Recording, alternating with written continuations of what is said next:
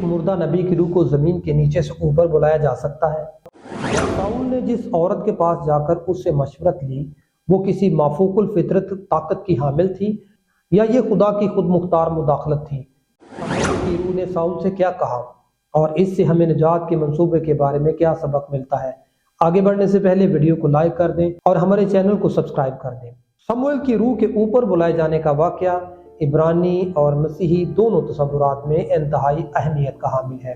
उस जमाने के इब्रानी फहम के मुताबिक मुर्दों की दुनिया को पाताल कहा जाता था, जिसे वो जमीन के नीचे की जगह समझते थे, क्योंकि बाइबल मुकद्दस में भी पाताल को एक नीचे की जगह के तौर पर बयान किया गया है। लेकिन असल में ये मौत के बाद रूह की हालत और अमाल के नताइज को जाहिर करता था। यानी रास्तबाज आराम और उम्मीद में रहते थे, जबकि शरीर बेचैनी और तारीकी में। औरत का सवाल कि किसको तेरे लिए ऊपर बुलाऊं, इसी आम इब्रानी तसव्वुरात की अक्कासी करता है कि तमाम मुर्दे चाहे रास्तबाज हों या शरीर पाताल में जाते थे, मगर एक ही हालत में नहीं। जैसा कि मशहूर इब्रानी मुफक्कर रबी शमाउन ने कहा कि पाताल का मफहूम सिर्फ मौत के बाद की जगह नहीं, बल्कि रूह की हालत और अमाल के नताइज का आईना है। औरत के चीखने की वजह भी इंतहाई अहम थी। मतन वाज़ेह करता है कि वो उस ज़हूर की तवक्का नहीं रखती थी। उसका चीखना इस बात की तरफ इशारा करता है कि जो जाहिर हुआ वो उसके काबू या मामूल के अमल का नतीजा नहीं था। मसीही मुफक्कर जॉन कैल्विन ने भी अपनी तफसीर में कहा कि शमूएल नबी का जाहिर होना किसी बशर की ताकत नहीं, बल्कि खुदा की इजाज़त से हुआ, ताकि इंसान को सबक मिले कि माफूकुल फितरत मामलात में इंसान का इख्तियार महदूद है। और दूसरी बात यह है कि उस लम्हे औरत ने फौरन साउल को पहचान लिया, जिससे जाहिर होता है कि यह वाकया उसके लिए भी हैरानकुन और खौफनाक था। यहाँ यह वाज़ेह करना भी जरूरी है कि साउल बादशाह ने मुल्क से तमाम साहिरों, अफसूनगरों और जिन्नात के आशनाओं को मुल्क बदर कर दिया हुआ था। सदियों से मसीही दुनिया में यह सवाल गर्दिश कर रहा है कि क्या ऊपर आने वाला शमूएल नबी ही था या कोई और? तो इस सिलसिले में बाइबल का मतन बार बार उसे शमूएल ही कहता है और उसकी बातें उसकी साबिका नबूवत और इलाहियाती तसल्सल से मुकम्मल तौर पर हम आहंग दिखाई देती है। वो कोई नई बात नहीं कहता, बल्कि पहले से दी गई खुदा की फैसला कुन हदायत की तौसीक करता है। एक मारूफ मुफस्सर फिलिप इवंस लिखते हैं कि ये वाकया खुदा की रूहानी खुद मुख्तारी को जाहिर करता है, न कि किसी इंसान या साहिरा की ताकत को। यानी यहाँ एक बात तो बिल्कुल वाज़ेह हो जाती है कि ऊपर आने वाला शख्स कोई और नहीं बल्कि शमूएल नबी ही था। जब शमूएल ने कहा तूने मुझे क्यों बेचैन किया, तो ये किसी शख्सी परेशानी का इजहार नहीं, बल्कि अदालती और नबूवती शिकवा था।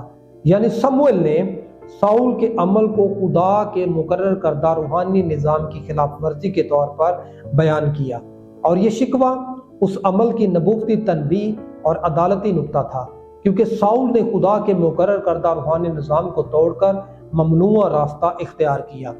जब साउल ने शमूएल को ऊपर बुलाया तो वो दरअसल खुदा के फैसले के तहत कायम सुकून में मुदाखलत कर रहा था। ये मुदाखलत खुदा के मुकर्रर करदा निज़ाम में खलल डालने की एक अलामत थी। याद रहे कि निजात का मुकम्मल मंसूबा मसीह की सलीब, उसकी मौत और क़यामत के बाद पाया तकमील को पहुंचा। ये वाक़या हमें यह सबक देता है कि खुदा की मर्जी के खिलाफ जाना इंसान के लिए नुकसानदेह है, चाहे वो कितना ही नेक या ताकतवर क्यों ना हो। ये वजाहत इसलिए भी ज़रूरी है कि हमारी दुनिया में कमज़ोर इंसान की मामूली लग़्ज़िश को गुनाह बनाकर पेश किया जाता है, जबकि इक़्तिदार में बैठे लोगों के संगीन गुनाहों को भी मामूली खता कहकर नज़रअंदाज कर दिया जाता है। औरत के पास आलमे रवा से किसी को बुलाने की हकीकी ताकत नहीं थी। बाइबल मुकद्दस वाज़ेह तौर पर बयान करती है कि यह वाक़या खुदा की खुद मुख्तार मुदाखलत का मज़हर था, जिसमें औरत खौफज़दा हुई, और ये वाक़या ज़ाहिर करता है कि ज़हूर उसकी कुदरत या महारत का नतीजा नहीं था।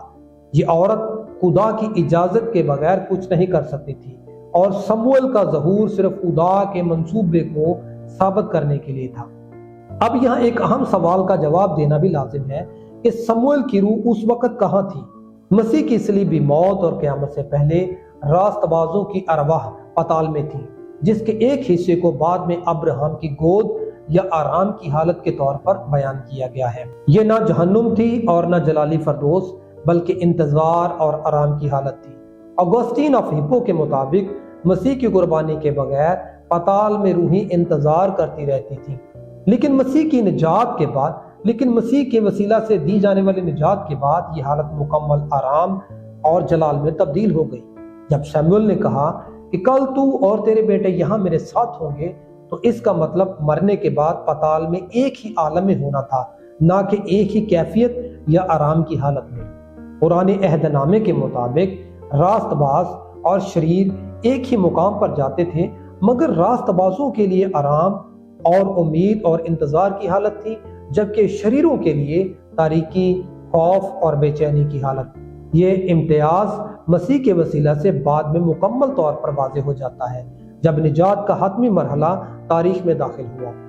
یہ واقعہ ہمیں ایک شاندار سبق دیتا ہے کہ انسان کا اختیار محدود ہے، اور چاہے کوئی بھی طاقت یا جادو کتنا ہی غیر معمولی کیوں نہ ہو، خدا کی مرضی کے بغیر کچھ بھی نہیں کر سکتا۔ ساؤل کا خوف، عورت کی حیرت اور سموئیل کا ظہور، یہ سب خدا کے منصوبے کی روشنی میں ہم پر واضح کرتے ہیں کہ ہر قدم خدا کے فیصلے کے تابع ہوتا ہے۔ پتال کا یہ عالم انتظار کی کشمکش سے بھرپور تھا، جس میں راست باز امن کے لمحات محسوس کرتے اور شریر بے چینی میں مبتلا رہتے تھے۔ مسیح کی قربانی اور نجات کا مکمل منصوبہ یہ سب ہمیں یاد دلاتے ہیں کہ حقیقی امن، سکون اور جلال صرف خدا کی مرضی اور نجات کے منصوبے میں پنہا ہے۔ ہر انسان کو چاہیے کہ وہ خدا کی رہنمائی میں قدم اٹھائے، کیونکہ خدا کی طاقت اور منصوبہ ہر انسان یا کسی بھی غیر معمولی طاقت سے بہت بڑا ہوتا ہے۔ اگر آپ نے اس پر اسرار بھید سے واقفیت حاصل کی ہے تو ویڈیو کو لائک کریں اور ہمارے چینل کو سبسکرائب کریں، تاکہ آپ ہر بار کسی پیچیدہ اور مبہم بات اور بائبل کی حقیقی تعلیم سے روشناس ہو سکیں۔